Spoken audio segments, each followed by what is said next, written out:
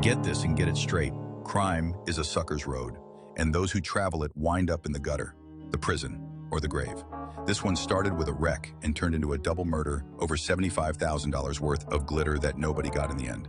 Because I found out, just in time, what was fishy about the tale of the mermaid. I'm Danny Bull, and what you're about to hear is The Tale of the Mermaid, a full-cast dramatized noir thriller from the legendary Philip Marlowe detective radio series. You're about to step into a classic world of vintage radio mystery, full of suspense, smart talk, and razor-sharp dialogues. If you love vintage radio mysteries and classic noir, subscribe to the channel BTC Radio and Audiobook, where we keep these voices from the shadows alive. And if you'd like to support us, scan the PayPal QR code on your screen. Every donation helps us restore and upload more rare episodes just like this one. Now light a cigarette, sit back on sofa, take a breath of relax, and let's get started. Now, with Gerald Mohr, starred as Philip Marlowe, we bring you tonight's exciting story, The Tale of the Mermaid.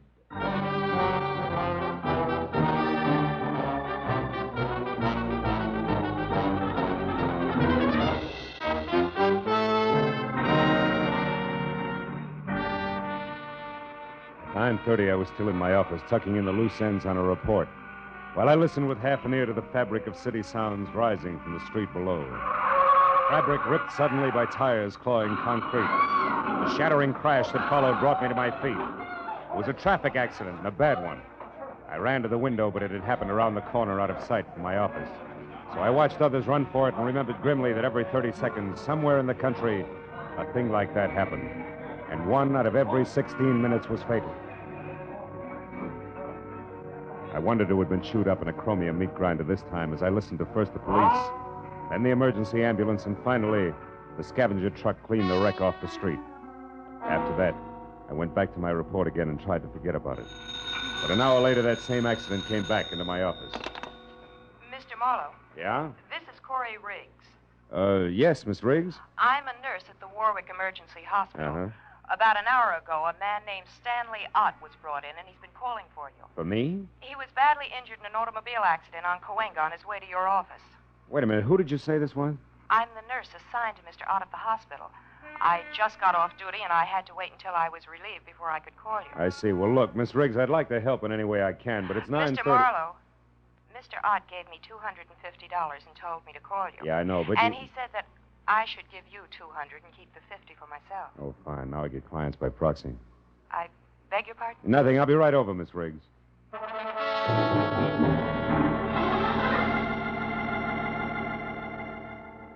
I didn't know anyone named Stanley Ott, and I felt a little like an ambulance chaser, but I was only 15 minutes in getting to the emergency hospital. As I walked up the ambulance ramp, a smart-looking brunette came toward me. Mr. Marlowe? I'm Corey Riggs, the nurse who called. Oh, hello. Can I see him now? It wouldn't do any good. You see, he went into a coma a few minutes after I called you. Oh, it's too late, is that it? Let's move away from the door, shall we? Sure. You see, Mr. Marlowe, before he went into the coma, Ott wasn't rational. He was raving. About what sort of things? About you and a girl. Oh? As near as I could make out, she's supposed to meet someone tonight at 2 o'clock and collect $75,000. It's quite an assignment. Who's the girl? I don't know. All Ott said was something about a plaid coat as identification. Plaid coat, huh? Any idea what he wanted me to do? Chaperone, maybe? No, he kept pleading, stop her, she can't do it. So I'm sure that he wanted you to prevent this girl from keeping that appointment. For some reason that seems absolutely imperative to him. Where was this 2 o'clock meeting supposed to take place? I have no idea. Oh, fine. So it boils down to this. A girl we don't know in a plaid coat is meeting someone we don't know at a place we don't know at 2 a.m. The man who wants me to prevent it is in a coma and can't talk. Didn't he say anything else, Miss Riggs? He just kept saying, you've got to help me, Marlowe. It's life and death. You know, we can stir up an awful hornet's nest poking our noses into $75,000 worth of business we know nothing about. I doubt that we can do any good anyway, because we don't have enough to go on. If he said anything else to even point in the right... Marlowe. What? Wait a minute. He mumbled something once about a Constantine. Constantine? Yes, it's some pier. What is it, a boat? I don't know. But at least it's a lead, isn't it? Anything else? No. Okay, where can I reach you? I'll be at my quarters, Crestview 5781. 5781. And keep track of Stanley Out's condition, will you? If he comes out of it, talk to him. We've only got 3 short hours. I'll call you, Corey.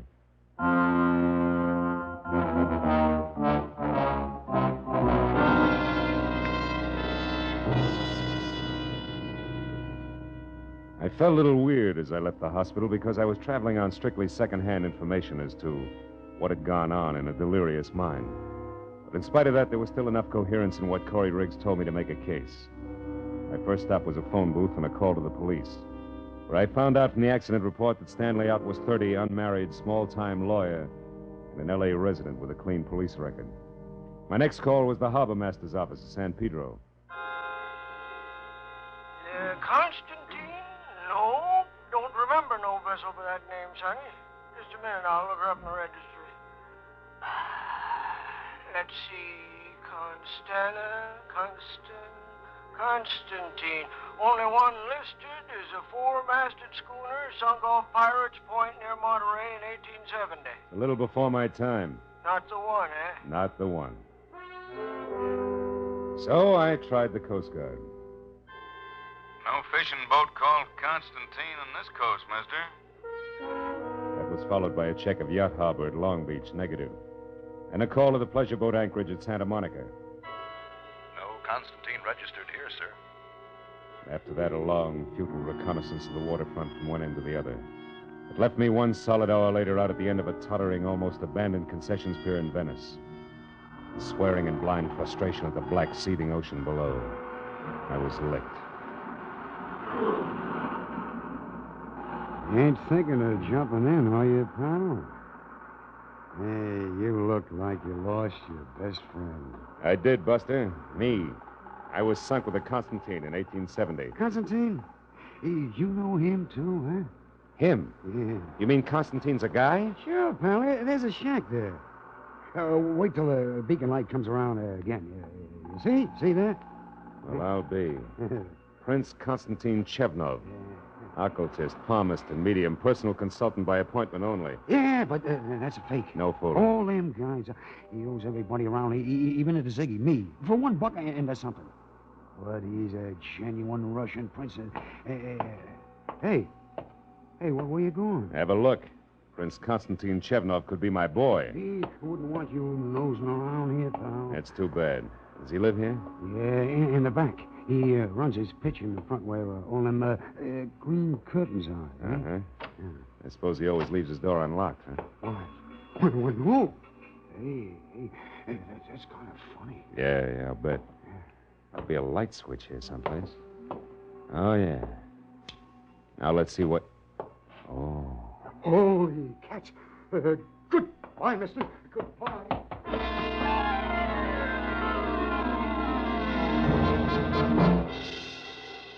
As the little wharf rat darted through the door and scampered away into the darkness, I went over to the body, face up on the cheap, gaudy carpet of the seance room. He was about 35 in a substantial gray business suit stained red in front where the bullets had gone in. His wallet was missing. There was no other identification on him.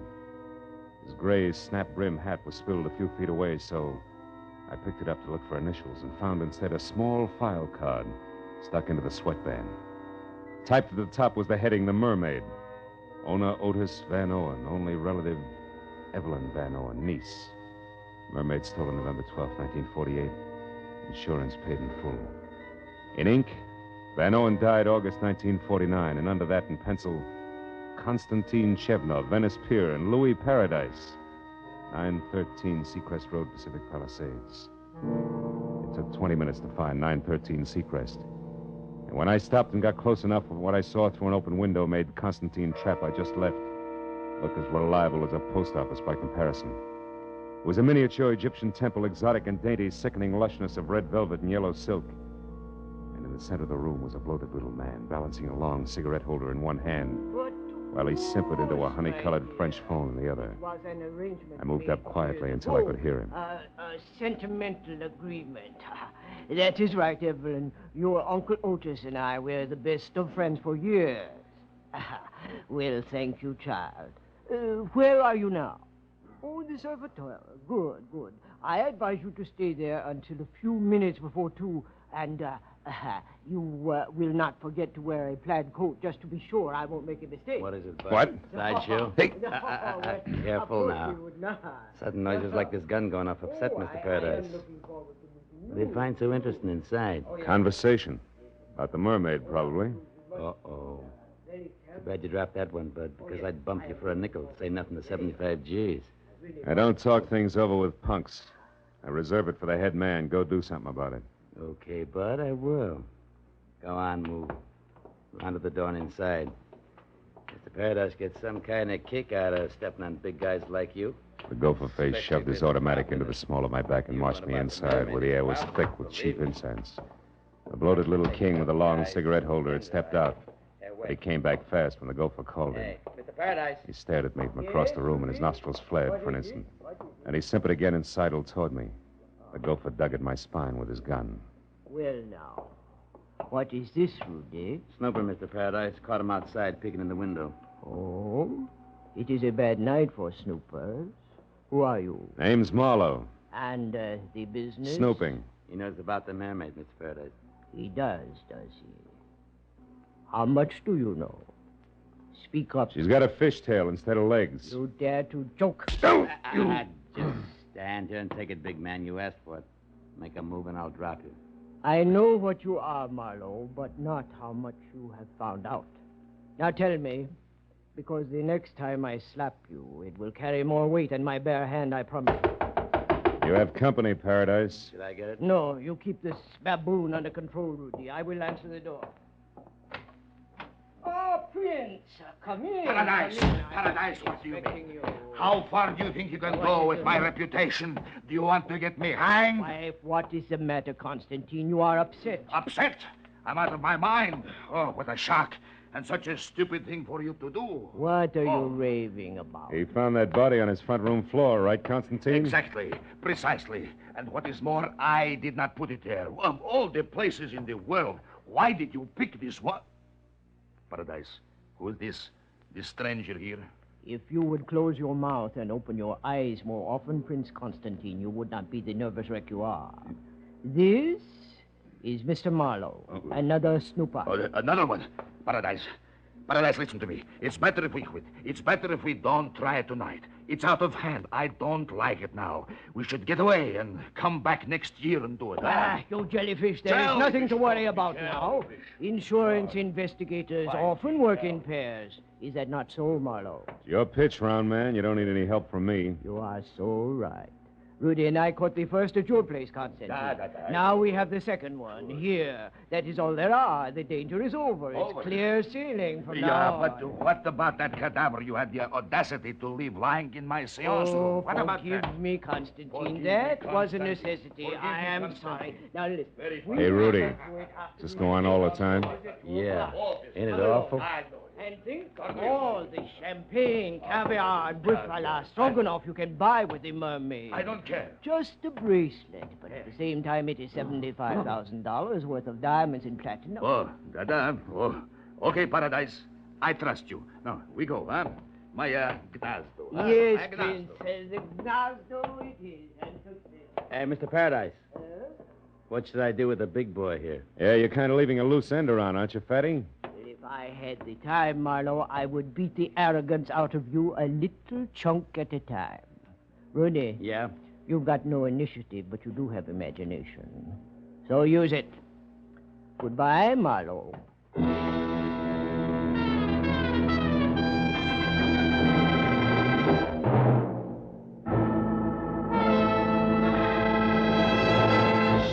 In just a moment, the second act of Philip Marlowe. But first, it's a big break in entertainment for you and a big break in a career for some talented youngsters when Horace Height's original Youth Opportunity Program opens the door to fame and fortune every Sunday evening on CBS. Popular Horace Height is host to young folks who want to break into show business. And every Sunday evening, one lucky winner does break in, to his delight and your listening pleasure. Yes, for music, comedy, thrills, and all-around fun, listen to Horace Height Sunday evenings, another great CBS show heard over most of these same stations. Tune in this fall. for the shows that you love best of all. Listen carefully. Here's the address. It's CBS.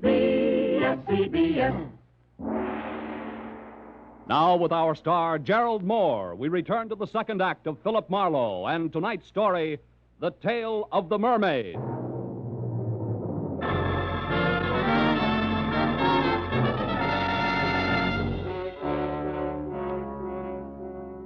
When Louis Paradise hesitated at the door, snarled the suggestion that this henchman used his imagination in disposing of me, and left in lockstep with the white Russian screwball, I got the point. But even if I'd missed it entirely, one look into Brother Rudy's eyes would have done the trick. There were no pupils, just slits of lethal viciousness. Windows to his warped little mind where I could practically see the montage going on. That ran from ancient thumbscrews by candlelight up to a generous beating by street lamp with brass knucks. I felt a cold knot grow in the pit of my stomach. As Rudy, with a cannon in his hand, pointed at my head, started toward me. And from someplace outside, I got a break. Two romantic cats. Rudy spun toward the sound. One chance to a customer, Rudy, and you missed. Kill you, Marlowe. I'll blow your head off. Not tonight, gentle soul. Give it to me. I don't want you to hurt yourself until we've had a chance to talk. That's it. Now, lie down. I knew there was some reason why I like cats, their voices. Okay, Rudy, you've had enough rest. Now, let's get back to business. Now, wait a minute. Come on, get up. We're going to talk. Wait, hold it, please. No reason for any more rough stuff. I'll cooperate. That's better. Where did Paradise and His Highness head for? The Gnazdo, where is it? I don't know. Come on, you said there was no reason for rough stuff, remember? Ow! Yeah, I remember. That Gnazdo, that's something I never heard of. An unhappy coincidence, Rudy. It's one thing I'm interested in. Wait. Must be something else you want to know. Something else I could tell you that... Hey, what are you going to do? You mean you can't tell, Rudy? That's Keep funny. away. All it takes is a little imagination.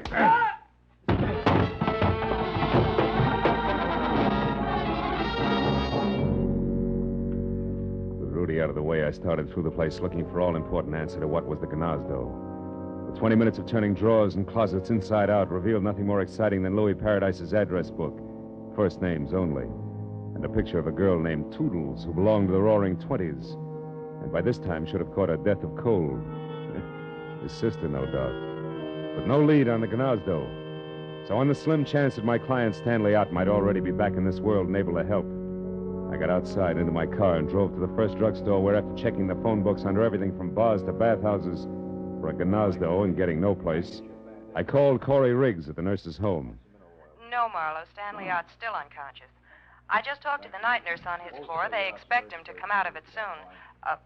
Why? What happened? Well, it's too much to explain now, Corey, but that girl, the one in the plaid coat, I found out that her name's Evelyn Van Owen, and she's staying at the Surf Hotel. Now, see if that much checks with Ott when he comes to, will you? All right. Oh, also, there's a diamond-studded item called the Mermaid, which accounts for that $75,000 he mentioned. Now, Constantine in the pier now equal a phony Russian prince who runs a spook palace out on the old Venice Pier. Now, you got all that? Uh-huh. Good. Now, look, honey, listen real hard. Before Ott passed out, did he by any chance say the word Gnazdo? Gnazdo? Yeah. No. What does it mean? I don't know. I think it's the name of a place. Oh, have you checked the phone books? Yeah. It's no dice, Corey. Also, I checked one Mr. Louis Paradise, who you might mention... Marlowe, wait a minute. What's the Hold matter? the wire, will you? There's a girl here, one of the nurses, who's trying to tell me something. Oh. It's the Gnazdo, Marlowe. Shh, wait a minute. She knows something about it here. It's Rosemary. You talk to her. Hello. You want to know what Gnazdo means? Yeah. Well, it's Russian, like Pashlamaya Gnazdo. Oh, that's... well, what does it mean in English, Rosemary? Fast, please, is important. Well, that means let's go to my place. Gnazdo's the word for nest, sort of like cozy apartment or cottage. My place, nest. You sure of that? Well, I'm positive. I was an army nurse in the war, and I spent 2 years in Germany after the shooting part was over. 2 years, a half a block away from the Russian zone. That's close enough. Thanks a million, Rosemary. I don't mention it. Here's Corey. Oh. That do it, Marlowe? Yeah, I think so. At any rate, unless I'm way off base, it's where both the Mermaid and all parties concerned are going to rendezvous at 2 a.m. That's less than a half hour from now. The Prince's place on the pier. I want to be early, so goodbye, Corey. I'll call again when I know more. Yeah, and give my everlasting love to girlfriend Rosemary. She all is show a peach.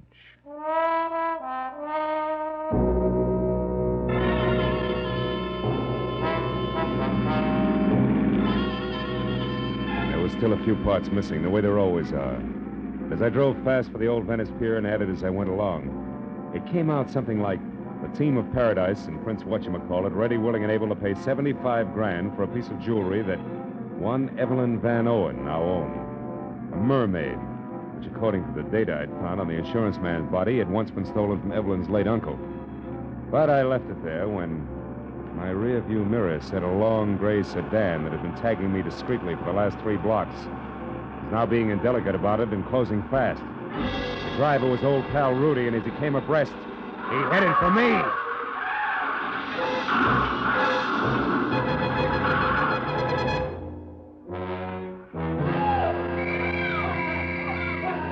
All right. You're okay, Mac. Don't you worry about a thing. We'll have you out of there in a minute. Hey, can't you knock out that horn? Knock out the horn, he says.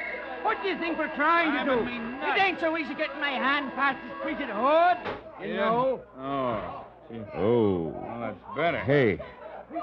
Hey, cabby, what'd I hit? Well, in order of their appearance, Mac, your car into a telephone pole and then you into your dashboard. Fine. Yeah, you're sure lucky you bounced off the curb first, mister. I'll say. Slowed you down plenty. Oh, hey, here comes the ambulance. Yeah. Look at the roll. Not for me. I'm all right. Hey, come on, cabby. Help me out of this, will you? Sure. That's what we're trying to do. But don't you worry. The ambulance ain't for you. It's for the guy that sideswiped you and then tried to get away. I seen what happened, and I went after him in me cab. He turned into a dead end, no less, trying to shake me. Ooh, is he a mess? But I guess he'll live all right. Hey, what's he got against you anyhow, Mac? Just my life. Listen, your cab's still all right? Sure, there's someplace you gotta go? There is. The old Venice Concessions Pier, my friend, and the sooner the better. Come on.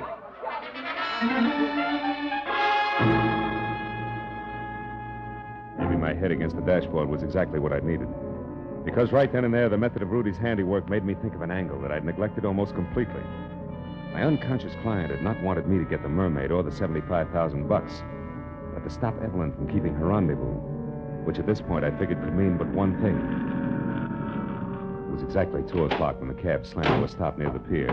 And I piled out and ran onto the empty, fog-dampened planking that led to Prince Constantine's shack. Nothing but mist moved over the pier. No unusual sound broke the pattern of waterfront noises. And I thought momentarily that I was still in time to prevent what Stanley Out somehow knew was going to happen. That Louis Paradise and his eccentric sidekick intended to get the mermaid from Evelyn, but pay off in only one way.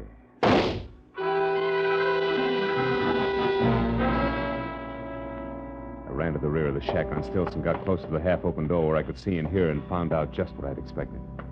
In the storeroom, spread out and very still on the oil-soaked planks, there were a makeshift floor with the lifeless form of a girl, who, according to the plaid coat she wore, was the late Evelyn Van Owen. And kneeling close to a gun in one hand, the sparkling mermaid in the other, was her executioner, Louis Paradise. Next to him, his number 1 boy, Prince Constantine Chevnov, not very happy. A fool to shoot her was stupid. Yes. $75,000, stupid. Or would you have preferred that I pay Miss Van Owen in cash?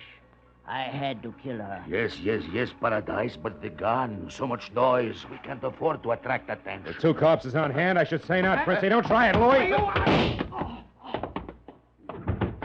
Oh, the mermaid. The space between the boards. The mermaid. Oh.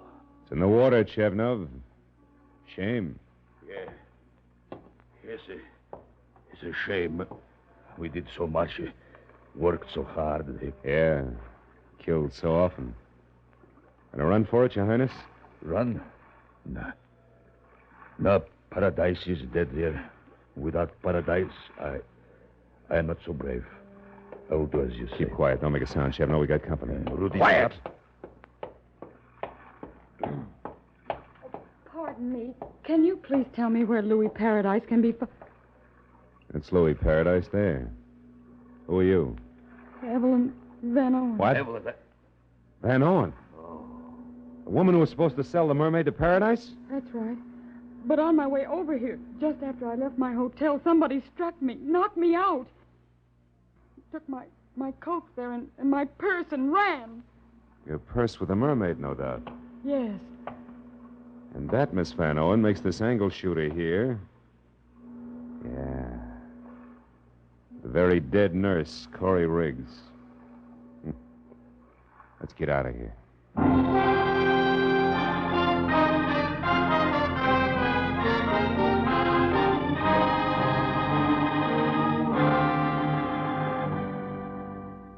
Nothing to worry about, Miss Vanderwant. Stanley's going to be all right. Oh, I'm so happy.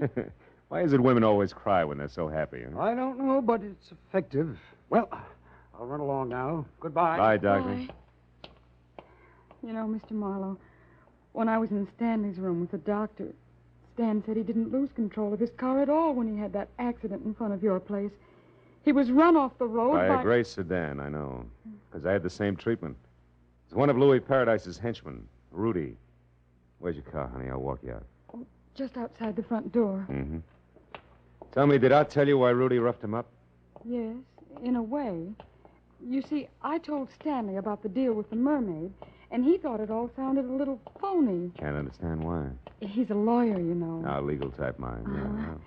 He said meeting anyone at 2 in the morning was ridiculous, so he investigated as much as he could. Because he was worried about me.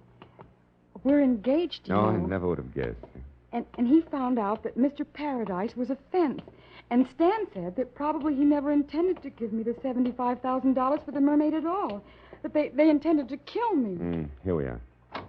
Tell me, why did you get in touch with Paradise in the first place? I was just following Uncle Otis's instructions. Mm-hmm. He gave me the Mermaid when he was dying. And he told me if I wanted money to sell it only to a Mr. Paradise, but not to mention it to anyone. Your uncle faked the robbery, collected the insurance money, and then let you sell the Mermaid to a fence, huh?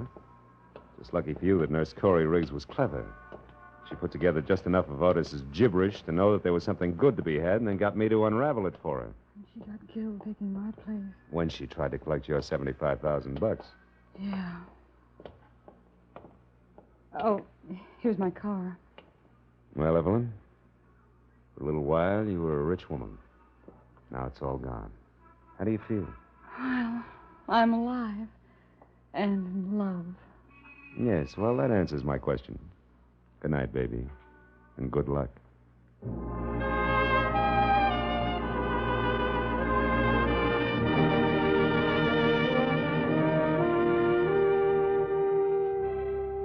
When I left the hospital, I wandered back to the old Venice Pier in Prince Constantine's Gnazdo. It was 5 a.m, and the police had finished cleaning the place up. But the word had gotten out. A crowd had gathered. They always do. Curious, restless, sordid crowd, equipped with everything from grappling hooks to homemade diving helmets, all climbing over each other for a chance to fish for the Mermaid. She who had brought death to 3 people, injury to 2 others in the course of one night. And suppose they found her. What then? A lot of glittering pieces of white coal set in a metal frame we call precious. Look at the suckers grab. That's all, Marlowe. Home and to bed.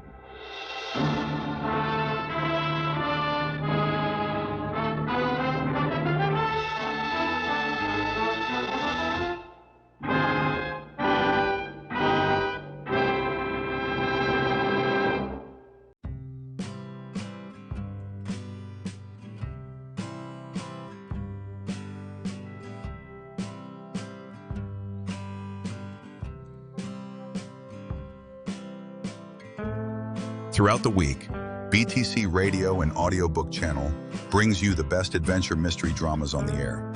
So hear action-packed, fast-moving plots to hold your interest right up to the smashing climax on such thrilling programs as Big Town, Mr. District Attorney, The Big Story, and Dragnet, every week on most of this BTC Radio and Audiobook channel.